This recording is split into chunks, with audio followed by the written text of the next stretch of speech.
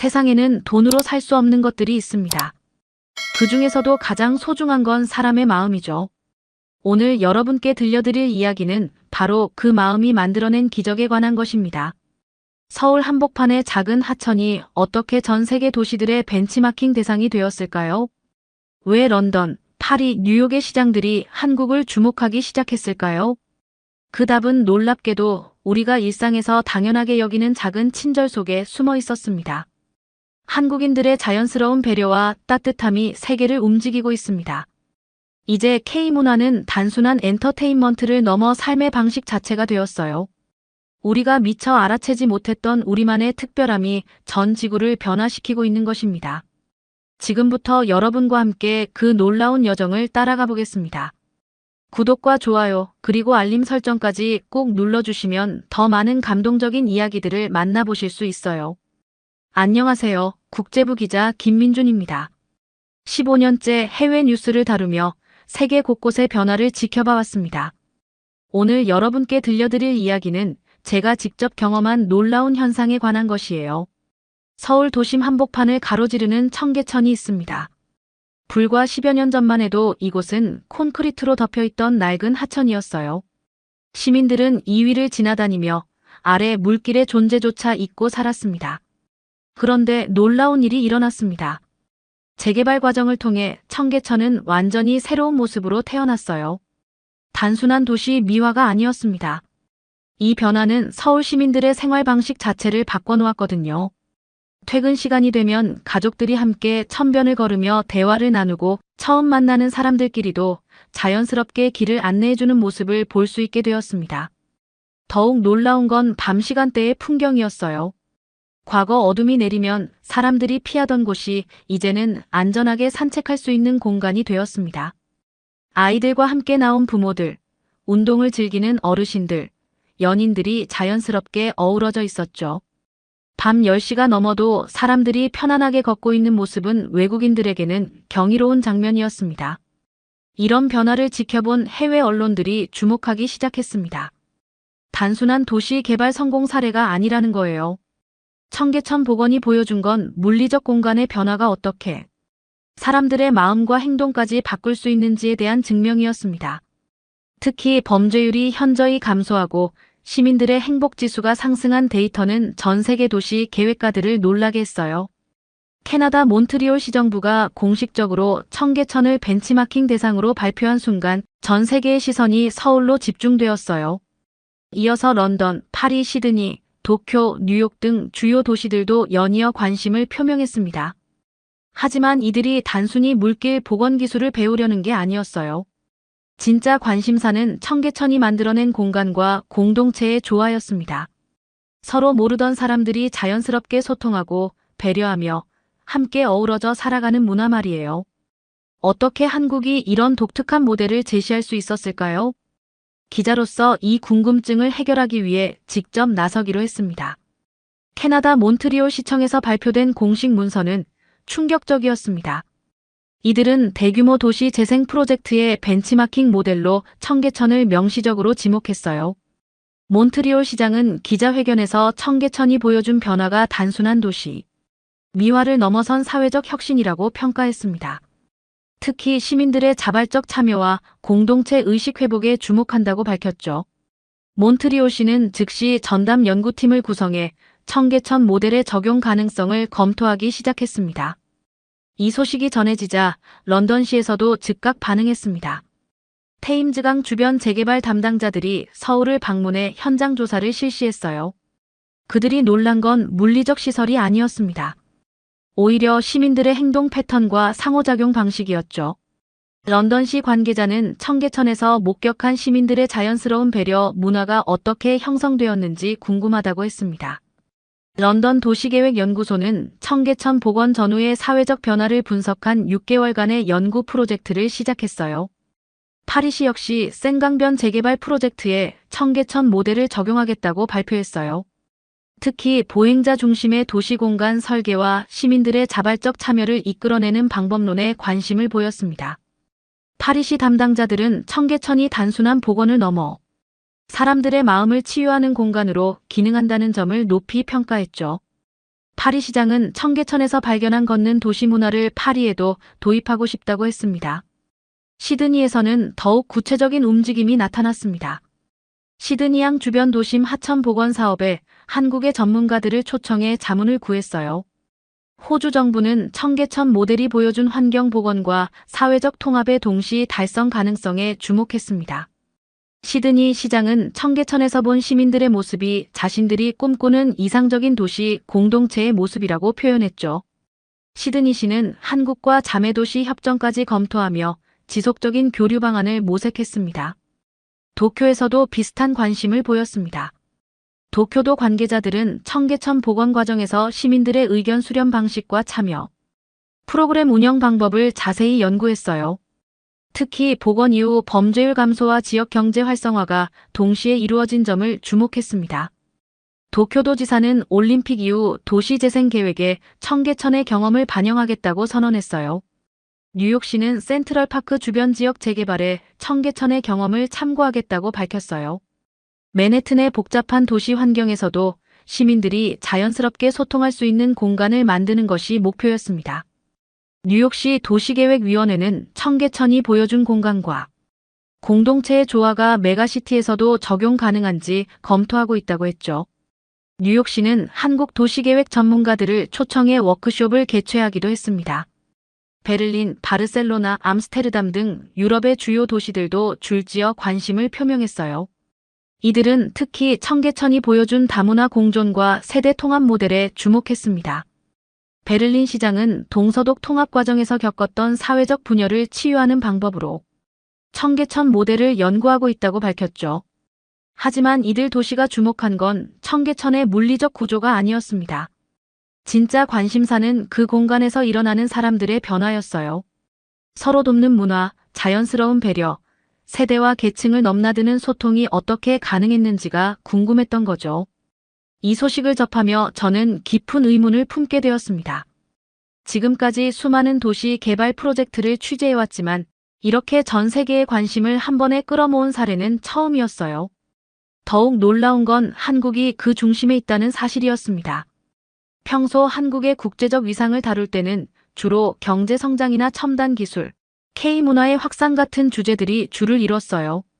하드파워든 소프트파워든 뭔가 눈에 보이는 성과나 화려한 콘텐츠가 있을 때 세계가 주목했죠. 그런데 청계천은 달랐습니다. 시민들의 행동과 의식에서 비롯된 변화, 그것도 일상적인 친절과 배려가 국제적인 모델이 되었다는 게 믿기지 않았어요. 과연 이런 변화가 정말 가능한 걸까요? 혹시 과장된 부분은 없을까요? 외국 언론들이 보도한 내용들을 다시 살펴보니 대부분 현지 취재를 통해 작성된 기사들이었어요. BBC의 다큐멘터리, 뉴욕타임스의 심층 리포트, 르몽드의 특별기획까지 모두 기자들이 직접 청계천을 방문해서 작성한 내용들이었습니다. 특히 흥미로웠던 건 이들 기사에 공통적으로 등장하는 표현들이었어요. 한국 사람들의 자연스러운 친절, 세대를 넘나드는 소통, 밤늦은 시간에도 안전한 공간이라는 묘사가 반복해서 나타났습니다. 단순한 관광지 소개가 아니라 사회 문화적 현상으로 접근하고 있었죠. 하지만 기자로서 회의적인 시각도 있었어요. 혹시 외국인들이 한국을 바라보는 로맨틱한 시선이 작용한 건 아닐까요? 아니면 정부 차원의 홍보나 마케팅이 개입된 건 아닐까요? 실제로 많은 국가들이 도시 브랜딩을 위해 상당한 예산을 투입하고 있거든요. 그래서 직접 확인하기로 했습니다. 객관적인 시각으로 청계천을 관찰하고 그곳에서 일어나는 일들을 있는 그대로 기록해보자고 마음먹었어요. 만약 외국 언론들의 보도가 과장된 것이라면 바로잡아야 하고 반대로 정말 특별한 무언가가 있다면 그것 역시 정확히 전달해야 한다고 생각했습니다. 서울행 비행기표를 예약하면서도 여전히 반신반의였어요. 과연 청계천에서 무엇을 발견하게 될까요? 외국 기자들이 극찬한 그 특별함이 정말 존재하는 걸까요? 아니면 우리가 미처 알아채지 못한 평범한 일상이 외국인들에게는 신선하게 느껴진 것일까요? 취재 계획을 세우면서 몇 가지 관점을 정했습니다. 첫째는 시민들의 자연스러운 행동을 관찰하는 것이었어요. 연출이나 의도된 행동이 아닌 진짜 일상의 모습을 포착하고 싶었습니다. 둘째는 다양한 시간대와 상황에서 청계천을 경험해보는 것이었죠. 낮과 밤, 평일과 주말, 맑은 날과 비 오는 날까지 다양한 조건에서 관찰해보려고 했어요. 셋째는 외국인의 시선으로 바라보려는 노력이었습니다. 한국인인 저에게는 당연해 보일 수 있는 것들이 외국인들에게는 어떻게 비춰질지 상상해 보려고 했어요. 넷째는 청계천 복원 전후의 변화를 직접 체험한 시민들의 이야기를 들어보는 것이었습니다. 이렇게 준비를 마치고 서울로 향했습니다. 과연 청계천에서 어떤 발견을 하게 될지, 세계가 주목하는 그 비밀을 찾아낼 수 있을지 기대와 의문이 교차했어요. 서울에 도착한 첫날 저녁 6시가 조금 넘은 시간에 청계천을 찾았습니다. 퇴근 시간대의 복잡한 도심 한복판에서 과연 어떤 모습을 볼 수 있을지 궁금했어요. 지하철 종강역에서 나와 청계천으로 향하는 길. 이미 많은 사람들이 천변으로 발걸음을 옮기고 있었습니다. 첫 번째로 눈에 들어온 장면은 계단에서 벌어졌어요. 무거운 짐을 들고 내려가려는 할머니를 본 젊은 직장인이 자연스럽게 다가가 도움을 주었습니다. 특별할 것 없는 일상적인 친절이었지만 그 자연스러움이 인상적이었어요. 할머니도 당연하다는 듯 고마워하며 받아들였죠. 청계천변을 따라 걸으며 더 많은 장면들을 목격했습니다. 길을 잃고 헤매는 외국인 관광객에게 한 대학생이 다가가 영어로 길을 안내해 주었어요. 단순히 방향만 알려주는 게 아니라 스마트폰으로 지도까지 보여주며 자세히 설명했습니다. 관광객이 고마워하며 사진을 함께 찍자고 하자 흔쾌히 응했죠. 더 흥미로운 건 이런 일들이 연출된 것 같지 않다는 점이었어요. 자연스럽고 일상적인 행동처럼 보였습니다. 기자로서 수많은 현장을 취재해봤지만 이렇게 자발적인 친절이 지속적으로 관찰되는 경우는 드물었어요. 밤 8시가 넘어서도 청계천에는 여전히 많은 사람들이 있었습니다. 가족 단위로 나온 사람들, 연인들, 친구들과 함께 온 젊은이들이 자연스럽게 어울려 있었어요. 특히 놀라운 건 아이들과 함께 온 부모들이 많다는 점이었습니다. 밤 시간대임에도 불구하고 안전하다고 느끼는 것 같았어요. 한 가족의 모습이 특히 인상적이었습니다. 5살쯤 되어 보이는 아이가 물가에서 놀다가 신발이 젖었는데 주변에 있던 할아버지가 손수건을 건네주었어요. 아이 부모는 정중하게 인사를 드리고 할아버지는 아이 머리를 쓰다듬으며 미소를 지었습니다. 서로 모르는 사람들 사이에 자연스러운 온정이었죠. 밤 9시가 넘어서는 더욱 놀라운 장면을 보게 되었습니다. 한 외국인이 길을 묻자 주변에 있던 3명의 시민이 동시에 다가와 도움을 주려고 했어요. 서로 양보하며 가장 영어를 잘하는 사람이 안내를 맡고 다른 2사람은 보조적인 도움을 주었습니다. 마치 팀워크를 보여주는 것 같았죠.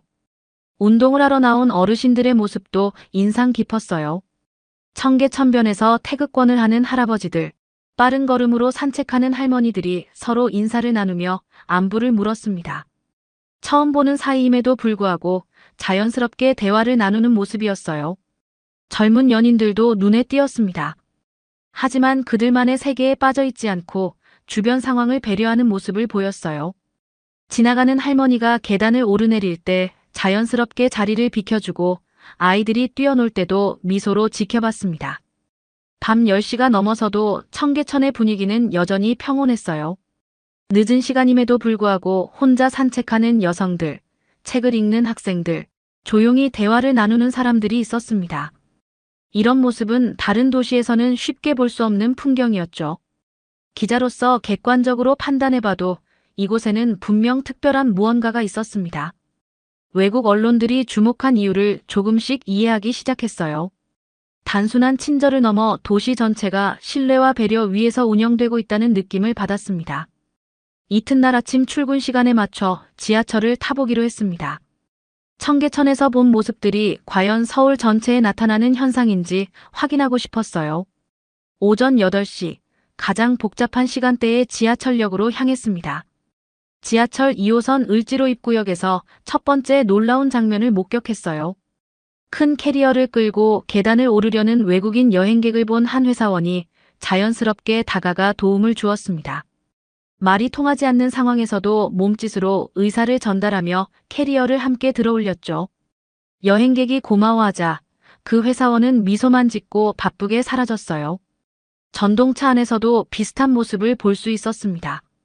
임신부가 탔는데 주변 승객들이 자연스럽게 자리를 양보하려고 했어요. 서로 양보하다가 결국 가장 가까운 자리에 앉은 젊은 여성이 일어났습니다.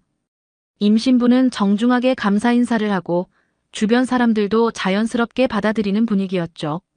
더욱 인상적이었던 건 이런 일들이 특별한 이벤트가 아니라 일상적인 풍경처럼 보인다는 점이었어요.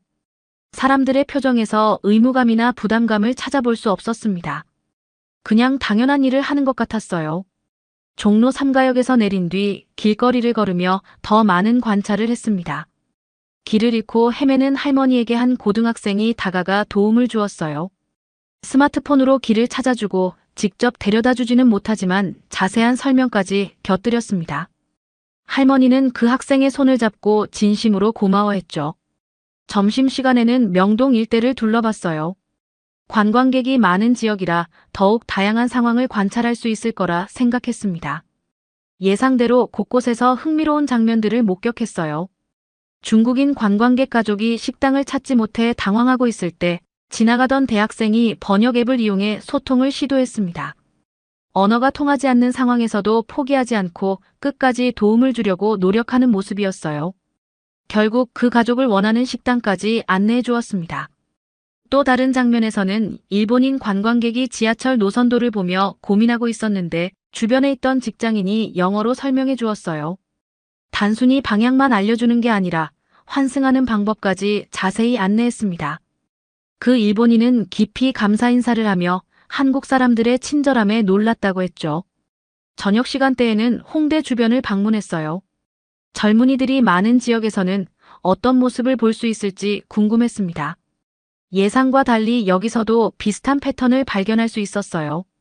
버스 정류장에서 휠체어를 탄 할아버지가 버스를 기다리고 있었는데 대학생들이 자연스럽게 도움을 주었습니다. 버스가 오자 운전기사와 함께 휠체어를 안전하게 올릴 수 있도록 도왔어요. 그 과정에서 웃음소리도 들렸고 할아버지도 즐거워하는 모습이었습니다. 카페에서도 인상적인 장면을 봤어요. 시각장애인이 주문을 하려고 하는데 직원이 자세히 메뉴를 설명해 주었습니다. 바쁜 시간대임에도 불구하고 충분한 시간을 들여 친절하게 응대했죠. 다른 고객들도 자연스럽게 기다려주는 분위기였어요. 기자로서 수많은 도시를 취재해봤지만 이렇게 자발적인 행동들이 도시 전체에 퍼져 있는 경우는 정말 드물었습니다. 연출이나 캠페인의 결과가 아니라 자연스러운 습관처럼 보였어요. 이런 모습들을 보면서 깨달은 건 작은 친절이 가진 놀라운 파급력이었습니다. 한 사람의 작은 행동이 주변 사람들에게 긍정적인 영향을 주고 그것이 다시 다른 사람들에게 전해지는 선순환 구조였어요. 마치 잔잔한 물결이 퍼져나가듯 도시 전체에 따뜻함이 스며들어 있었습니다. 서울에서의 취재를 마치고 본국으로 돌아가기 전 해외 언론들의 후속 보도를 살펴보니 놀라운 변화들이 일어나고 있었습니다. 청계천 모델은 이론에 그치지 않고 실제 프로젝트로 구현되기 시작했어요. 런던이 가장 먼저 움직였습니다. 테임즈강 사우스뱅크 지역에 청계천을 벤치마킹한 시민 휴식 공간 제조성 프로젝트가 시작되었어요. 런던시는 단순한 물리적 공간 개선을 넘어 시민들의 자발적 참여를 이끌어내는 프로그램을 함께 운영했습니다. 특히 주목할 점은 한국의 도시계획 전문가들을 자문위원으로 초청했다는 것이었죠. 런던 프로젝트의 핵심은 걷는 도시 만들기였어요. 차량 통행을 제한하고 보행자 중심의 공간으로 재편하면서 시민들이 자연스럽게 소통할 수 있는 환경을 조성했습니다. 6개월 후 런던시가 발표한 중간 보고서에 따르면 해당 지역의 시민 만족도가 현저히 상승했다고 해요. 시드니는 더욱 구체적인 접근을 보였습니다. 시드니항 주변 달링하버 지역에 한국식 도심 하천 복원 사업을 추진했어요. 시드니시는 한국 전문가들과 공동으로 설계안을 마련하고 시민 참여 프로그램까지 벤치마킹했습니다. 특히 야간 안전성 확보와 다문화 가족들이 함께 어울릴 수 있는 공간 조성에 중점을 뒀죠. 파리의 변화는 더욱 드라마틱했어요. 생강변에 추진 중이던 보행자 전용 구역 확대 프로젝트에 한국의 경험이 대거 반영되었습니다. 파리시는 특히 시민들의 자발적 친절 문화 조성에 관심을 보였어요. 시민 예의 교육 프로그램을 운영하고 관광객 도우미 자원봉사 제도를 확대했습니다. 파리 시장은 기자회견에서 한국에서 본 시민들의 모습이 자신들이 추구하는 이상적인 도시 공동체의 모습이라고 언급했어요. 파리 시민들도 처음에는 어색해했지만 점차 자연스럽게 참여하기 시작했다고 합니다. 도쿄의 반응도 흥미로웠어요. 올림픽 이후 도시 재생 계획에 청계천의 경험을 적극 반영하겠다고 발표했습니다. 특히 시부야와 신주쿠 지역의 시민 소통 공간을 확대하고 외국인 관광객과 현지인이 자연스럽게 교류할 수 있는 프로그램을 운영하기 시작했어요. 도쿄도 관계자는 한국의 시민의식 수준이 매우 인상적이었다며 이를 배우기 위한 교류 프로그램을 확대하겠다고 했습니다. 실제로 도쿄에서 서울로 공무원 연수단을 파견하는 프로그램도 시작되었어요. 뉴욕의 변화는 더욱 혁신적이었습니다. 맨해튼 센트럴파크 주변 지역에 한국식 시민 참여 프로그램을 도입했어요. 특히 하이라인 파크 운영 방식에 청계천의 경험을 접목시켰습니다. 시민들이 자발적으로 공원을 관리하고 방문객들을 안내하는 문화가 형성되기 시작했죠. 뉴욕시 도시계획위원회는 한국의 도시계획 전문가들을 정기적으로 초청해 워크숍을 개최했어요. 이 워크숍에는 시민들도 참여할 수 있어서 한국의 시민의식과 공동체 문화를 직접 체험할 수 있는 기회가 되었습니다. 유럽의 다른 도시들도 줄지어 따라했어요. 베를린은 동서독 통합 과정에서 생긴 사회적 분열을 치유하는 방법으로 청계천 모델을 연구했습니다. 바르셀로나는 구시가지 재생 프로젝트에, 암스테르담은 운하 주변 시민공간 조성에 한국의 경험을 활용했어요.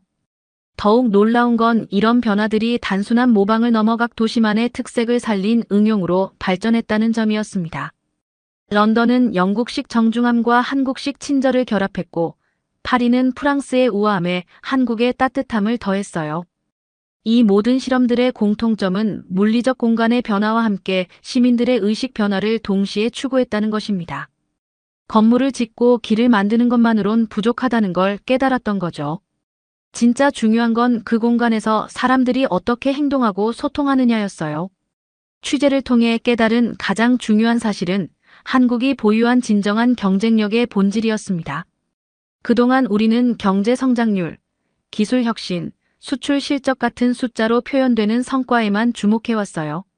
하지만 청계천 현상이 보여준 건 전혀 다른 차원의 경쟁력이었습니다. 사람들의 마음가짐과 관계 맺는 방식이야말로 진짜 경쟁력이라는 걸 확인했어요.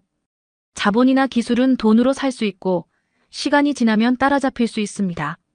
하지만 시민들의 의식과 문화는 하루아침에 만들어지지 않아요. 오랜 시간에 걸쳐 축적된 사회적 자산인 거죠. 서로 돕는 문화가 어떻게 형성되었는지 궁금해서 여러 전문가들을 만나봤습니다. 사회학자들은 한국의 독특한 역사적 경험이 이런 문화를 만들어냈다고 분석했어요. 어려운 시기를 함께 극복해온 과정에서 상부상조의 정신이 체화되었다는 것이죠. 심리학자들은 다른 관점을 제시했습니다.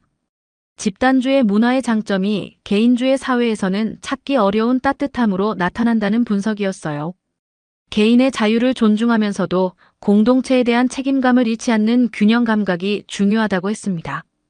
도시계획 전문가들은 물리적 환경의 역할에 주목했어요. 청계천 같은 공간이 사람들의 자연스러운 만남과 소통을 촉진한다는 것이죠.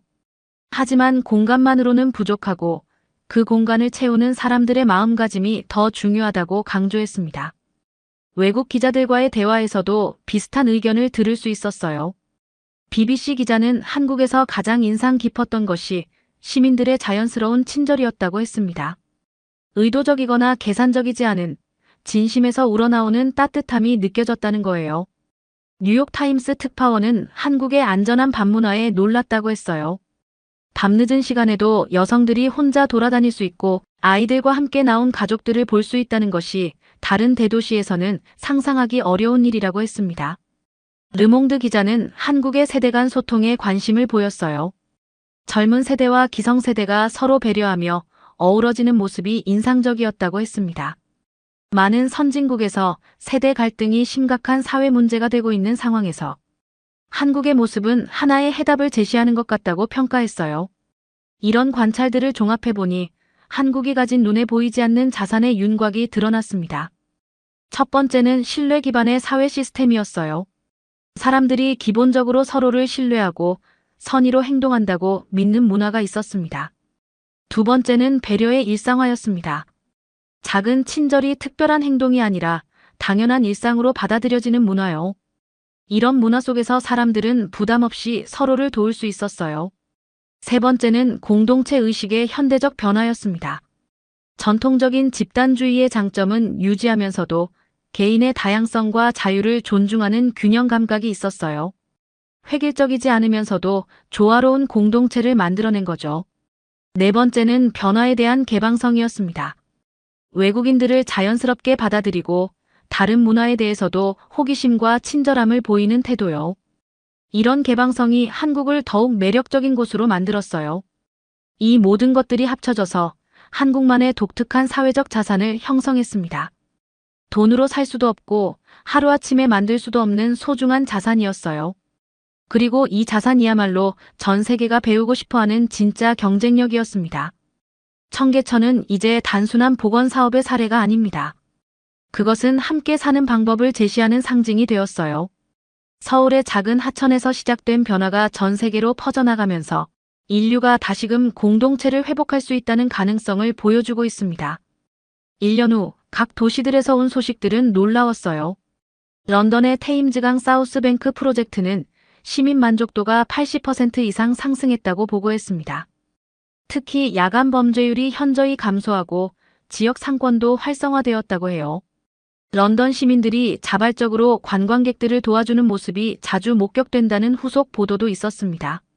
시드니의 달링하버 프로젝트 역시 성공적이었어요.